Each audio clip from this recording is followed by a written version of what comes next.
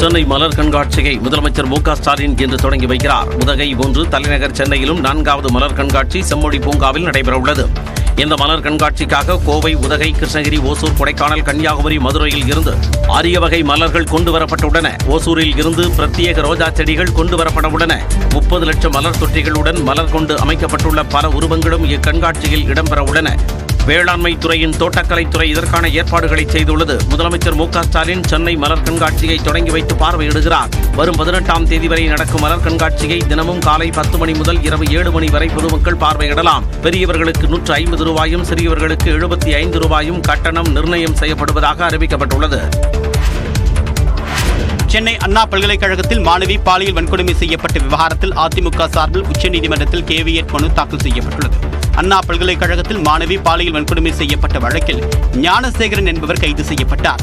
இந்த வழக்கை விசாரிக்க 3 பெண் IPS அதிகாரிகள் கொண்ட சிறப்பு குழுவை அமைத்து சென்னை உயர்நீதிமன்றம் உத்தரவிட்டது. தேசிய மகளிர் ஆணையம் அண்ணா பல்கலைக்கழகத்தில் நேரில் சென்று விசாரணை மேற்கொண்டது. இந்நிலையில் அதிமுக சார்பில் உச்சநீதிமன்றத்தில் கேவியட் மனு தாக்கல் செய்யப்பட்டுள்ளது. அதாவது, மாணவி பாலியல் வன்கொடுமை தொடர்பான வழக்கில் மேல்முறையீட்டு மனுக்கள் தாக்கல் செய்யப்பட்டால் அதில் தங்களுடைய கருத்துக்களையும் கேட்க வேண்டும் என்று அதிமுக வலியுறுத்தியுள்ளது.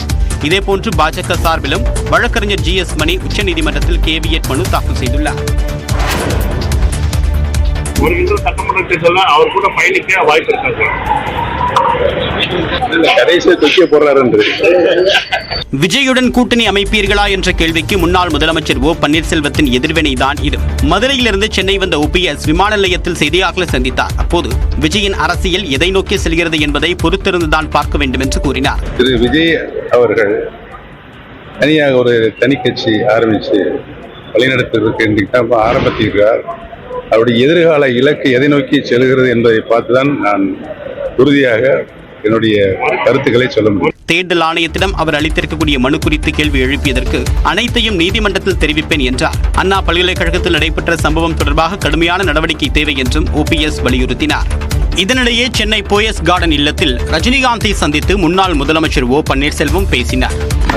ரஜினிகாந்த் அவர்கள் மீது மிகுந்த மரியாதையும் நம்பிக்கையும் எங்களுக்கு இருக்கிறது. எனக்கு மரியாதை நிமித்தமாக தான் இன்றைக்கு புத்தாண்டு தினத்தை ஒட்டி அவரை நான் சந்திப்பேன். அரசியல் ரீதியாக என்ற இதில் விவாதம் இல்லை, பேச்சுவார்த்தை இல்லை.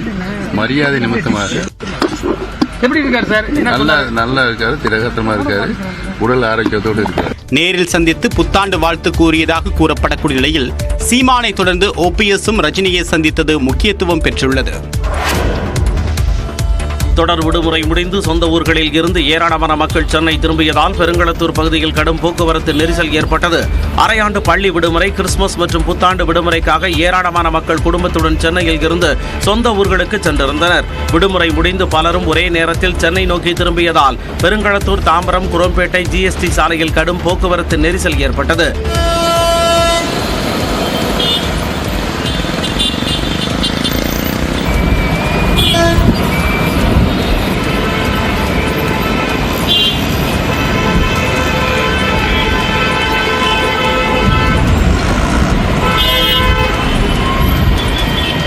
வாகனங்கள் நீண்ட வரிசையில் அணிவகுத்து நின்றதுடன் ஆமை வேகத்தில் ஊர்ந்து செல்லும் நிலை ஏற்பட்டது.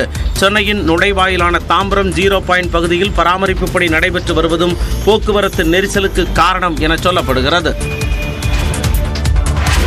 சபரிமலை ஐயப்பன் கோயிலில் வனப்பகுதி வழியாக பக்தர்கள் செல்ல வழங்கப்பட்ட சிறப்பு பாஸ் வசதி தற்காலிகமாக நிறுத்தப்பட்டுள்ளது.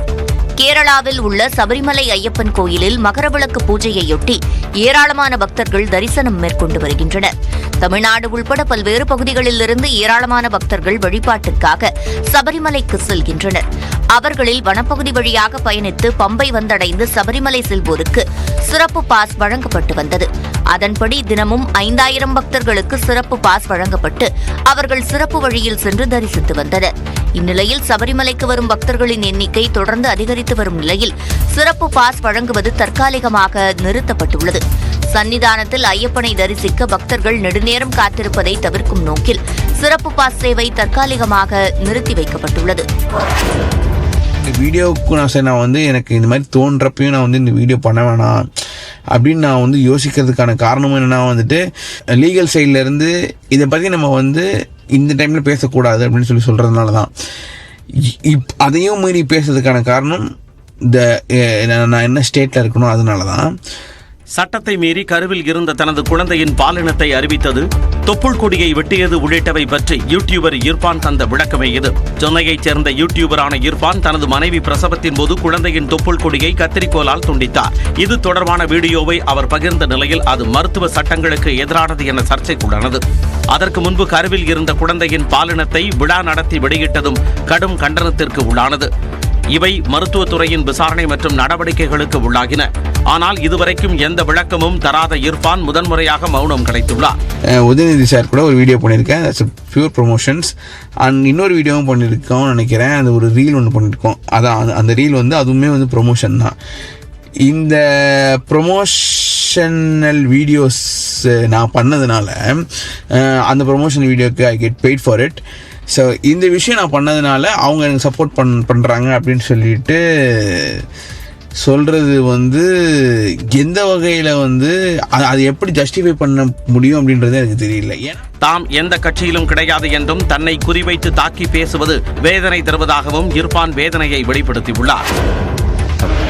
நான் சொல்கிறேன், இது ஆண்ட பரம்பரை என்பதனை நீங்கள் மனதிலே வைத்துக் கொள்ள வேண்டும் என்பதில் இருக்க பல வரலாறு மறைக்கப்பட்டிருக்கிறது.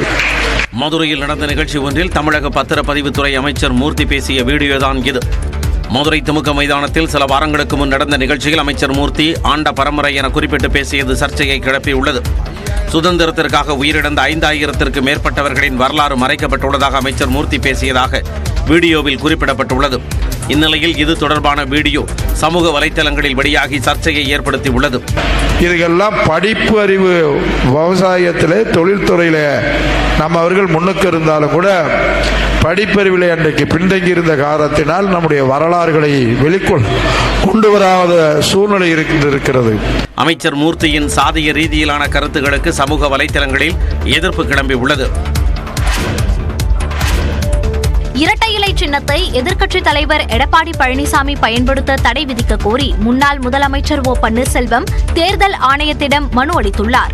இது தொடர்பாக தேர்தல் ஆணையத்திடம் ஓ பன்னீர்செல்வம் தாக்கல் செய்த பதில் மனுவில் கடந்த 2021ஆம் ஆண்டு அதிமுகவின் முதன்மை உறுப்பினராக தன்னை தேர்ந்தெடுத்தது கட்சியின் அடிப்படை விதிப்படி சட்டப்பூர்வமானது என்று குறிப்பிட்டுள்ளார். அதனை பொதுக்குழுவின் சிறப்பு தீர்மானம் மூலம் நீக்கி கட்சியை விட்டு இபிஎஸ் வெளியேற்றியது அடிப்படை விதிகளுக்கு முரணானது என்றும் ஓபிஎஸ் கூறியுள்ளார். தேர்தல் ஆணையத்தில் உள்ள ஆவணத்தின் அடிப்படையிலும் கட்சியின் ஒருங்கிணைப்பாளர் என்று தேர்ந்தெடுக்கப்பட்ட முறையிலும் இரட்டை இலை சின்னத்தின் உரிமை தனக்கானது என்று ஓ பன்னீர்செல்வம் அந்த மனுவில் குறிப்பிட்டுள்ளார்.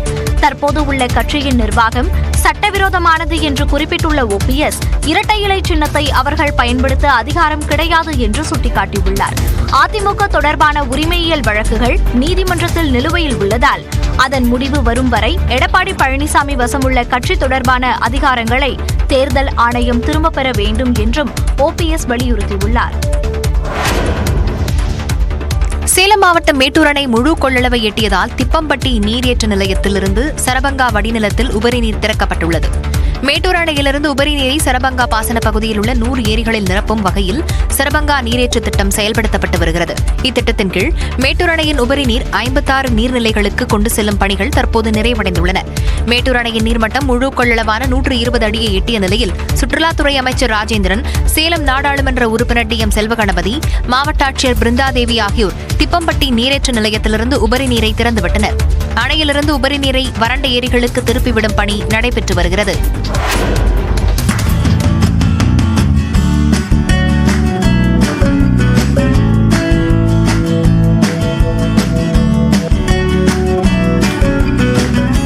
தமிழ்நாடு கர்நாடக எல்லையை ஒட்டியுள்ள நீலகிரி முதுமலை புலிகள் காப்பகம் அருகே வனப்பகுதியில் 4 குட்டிகளுடன் புலி தண்ணீர் பருகும் அழகிய காட்சிகள் தான் இவை.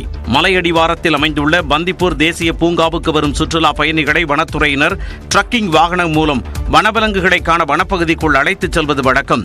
அவ்வாறு வனப்பகுதிக்குள் சென்ற சுற்றுலா பயணிகள் ஆற்றின் ஓரம் 4 குட்டிகளுடன் புலி தண்ணீர் பருகிவிட்டு வனப்பகுதிக்குள் செல்லும் அழகிய காட்சியை படம் பிடித்தனர்.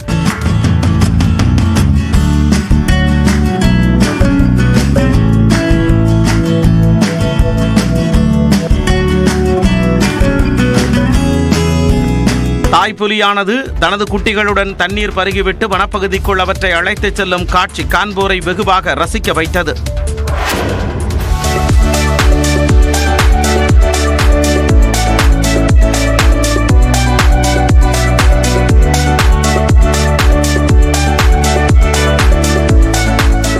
ஆங்கில புத்தாண்டையொட்டி முன்னாள் முதலமைச்சர் கருணாநிதியின் நினைவிடத்தில் முதலமைச்சர் மு.க. ஸ்டாலின் மரியாதை செலுத்திய காட்சிகள்தான் இவை.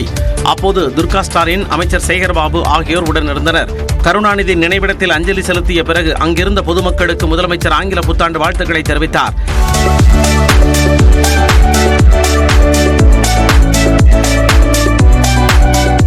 முன்னதாக ஆங்கில புத்தாண்டையொட்டி முதலமைச்சரிடம் அமைச்சர்கள், திமுக நாடாளுமன்ற உறுப்பினர்கள் மற்றும் கட்சி நிர்வாகிகள் சந்தித்து வாழ்த்து பெற்றனர்.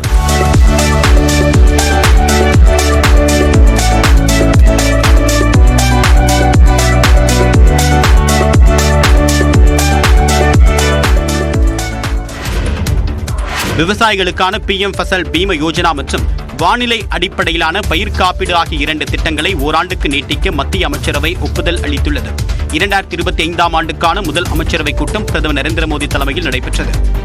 இந்த கூட்டத்தில் விவசாயிகளுக்கான பயிர் காப்பீட்டு திட்டங்களான PM ஃபசல் பீம யோஜனா மற்றும் வானிலை மாற்றத்தால் ஏற்படக்கூடிய பயிர் சேதங்களுக்கான காப்பீடு ஆகியவற்றுக்கு ஒப்புதல் அளிக்கப்பட்டது.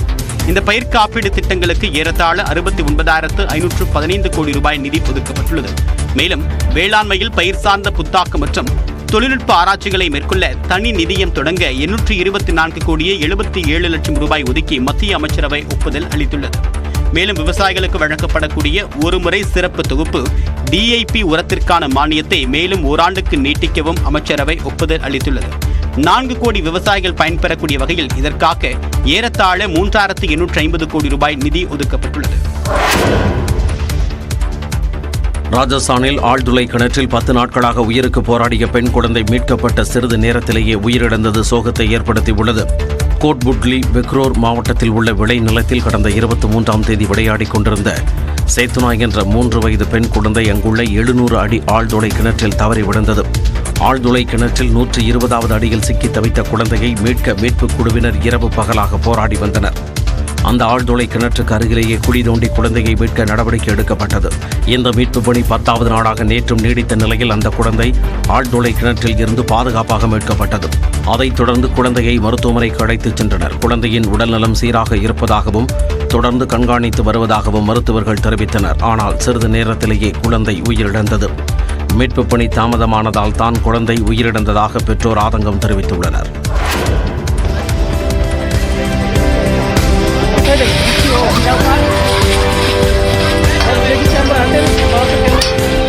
புத்தாண்டை ஒட்டி பிரபல சுற்றுலா தலமான மணாலியில் குவிந்த மக்கள் குதூகலித்த தருணம் இது. திரும்பும் திசையெல்லாம் பனியால் சூழப்பட்ட மணாலியில் ஜிப்லைனில் சறுக்கியும் பனியில் ஆட்டம் போட்டும் மக்கள் தங்கள் மகிழ்ச்சியை வெளிப்படுத்தினர்.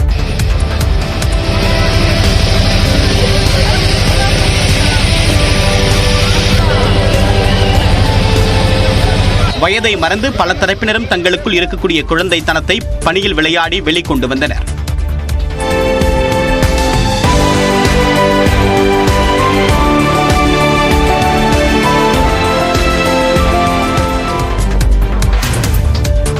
புற்றுநோய் சிகிச்சைக்காக அமெரிக்கா சென்றிருந்த கன்னட நடிகர் சிவராஜ்குமார் பூரண குணமடைந்தார். கர்நாடக சக்கரவர்த்தி என்று அழைக்கப்படும் நடிகர் சிவராஜ்குமாருக்கு அண்மையில் பிளாடர் பகுதியில் புற்றுநோய் இருப்பது கண்டறியப்பட்டது. கர்நாடகத்தில் சிகிச்சை பெற்று வந்த அவர் மேல் சிகிச்சைக்காக அமெரிக்காவின் மயாமி புற்றுநோய் மையத்தில் சிகிச்சை பெற்றார். புற்றுநோய் சிகிச்சை முடிந்த நிலையில் சிவராஜ்குமார் தனது எக்ஸ் பக்கத்தில் வீடியோ ஒன்றை வெளியிட்டுள்ளார். அதில் முதலில் புற்றுநோய்க்கு பயந்ததாகவும் தனக்காக வேண்டிக் கொண்ட அனைவருக்கும் நன்றி என்றும் குறிப்பிட்டுள்ளார். அமெரிக்காவிலிருந்து இரட்டிப்பு ஆற்றலுடன் நாடு திரும்புவேன் என்றும் சிவராஜ்குமார் தெரிவித்துள்ளார். டெஸ்ட் கிரிக்கெட் தரவரிசையில் அதிக தரப்புள்ளிகள் பெற்ற இந்திய பந்து வீச்சாளர் என்ற ரவிச்சந்திரன் அஸ்வினின் சாதனையை பும்ரா முறியடித்துள்ளார்.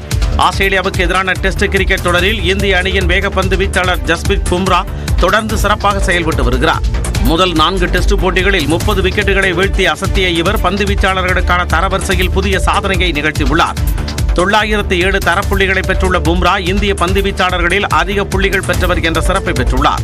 முன்னதாக தமிழ்நாட்டைச் சேர்ந்த ரவிச்சந்திரன் அஸ்வின் 2016ஆம் ஆண்டில் 904 தரப்புள்ளிகள் பெற்றிருந்ததே சாதனையாக இருந்தது. அதனை அண்மையில் சமன் செய்த பும்ரா ஆஸ்திரேலியாவுக்கு எதிரான 4வது போட்டியிலும் அசத்தலாக பந்து வீசி அஸ்வினின் சாதனையை முறியடித்துள்ளார். டெஸ்ட் கிரிக்கெட் பந்து வீச்சாளர்களுக்கான தரவரிசையில் பும்ரா முதலிடத்தில் தொடரும் நிலையில் ரவீந்திர ஜடேஜா 10வது இடத்தில் உள்ளார்.